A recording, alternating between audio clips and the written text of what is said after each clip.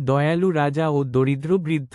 অনেক দিন আগের কথা, সবুজ পাহাড় আর নদী ঘেরা এক সুন্দর রাজ্যে রাজা আদিত্য ন্যায়প্রায়ণ ও দয়ালু শাসক হিসেবে সবার কাছে পরিচিত ছিলেন।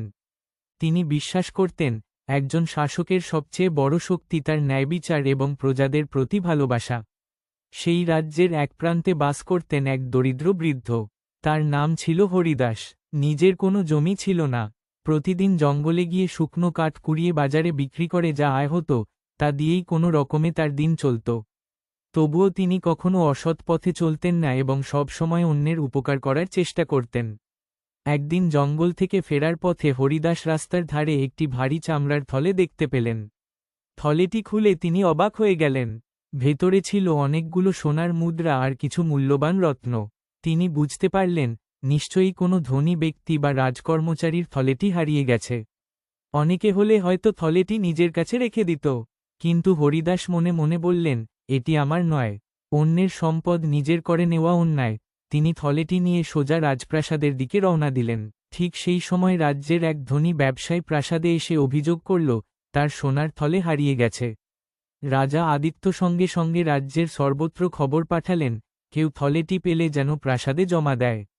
কিছুক্ষণ পর হরিদাস প্রাসাদে এসে থলেটি রাজার হাতে তুলে দিলেন।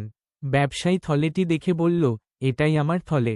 কিন্তু লোভে পড়ে সে বলল, আমার থলেতে আরও 10টি সোনার মুদ্রা ছিল। এই বৃদ্ধ নিশ্চয়ই সেগুলো চুরি করেছে। হরিদাস শান্তভাবে বললেন, মহারাজ, আমি থলেটি যেমন পেয়েছি তেমনই এনে দিয়েছি। একটি মুদ্রাও আমি নিইনি। রাজা আদিত্য দুজনের কথাই মন দিয়ে শুনলেন। তিনি ব্যবসায়ীকে জিজ্ঞাসা করলেন, তুমি কি নিশ্চিত তোমার থলেতে আরও 10টি মুদ্রা ছিল? ব্যবসায়ী দৃঢ়ভাবে বলল, জি মহারাজ, আমি নিশ্চিত। রাজা কিছুক্ষণ চিন্তা করে বললেন, যদি সত্যিই তোমার থলেতে আরও 10টি মুদ্রা থেকে থাকে, তবে এই থলেটি তোমার হতে পারে না। কারণ এই থলেতে সেই অতিরিক্ত মুদ্রাগুলো নেই। তাই এটি অন্য কারো হারানো থলে। যতক্ষণ না প্রকৃত মালিক পাওয়া যাচ্ছে, ততক্ষণ থলেটি রাজকোষে থাকবে। ব্যবসায়ী নিজের লোভের ফাঁদে নিজেই আটকে গেল। কিছুক্ষণ পর সে কাঁদতে কাঁদতে নিজের ভুল স্বীকার করল।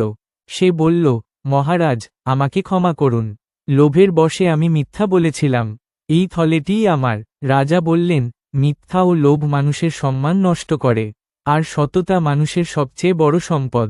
ব্যবসায়ী নিজের ভুলের জন্য হরিদাসের কাছে ক্ষমা চাইল। এরপর রাজা থলেটি তার প্রকৃত মালিককে ফিরিয়ে দিলেন। পাশাপাশি হরিদাসের সততা ও দয়ার পুরস্কার হিসেবে তাকে কিছু স্বর্ণমুদ্রা, একটি ছোট জমি এবং একটি আরামদায়ক ঘর উপহার দিলেন, যাতে তিনি সম্মানের সঙ্গে জীবনযাপন করতে পারেন। হরিদাস আনন্দে কেঁদে ফেললেন। তিনি বললেন, মহারাজ, আপনার ন্যায়বিচারই এই রাজ্যের সবচেয়ে বড় সম্পদ। সেদিন থেকে রাজ্যের সবাই বুঝতে পারল, সত্য ও সততা কখনো হারিয়ে যায় না।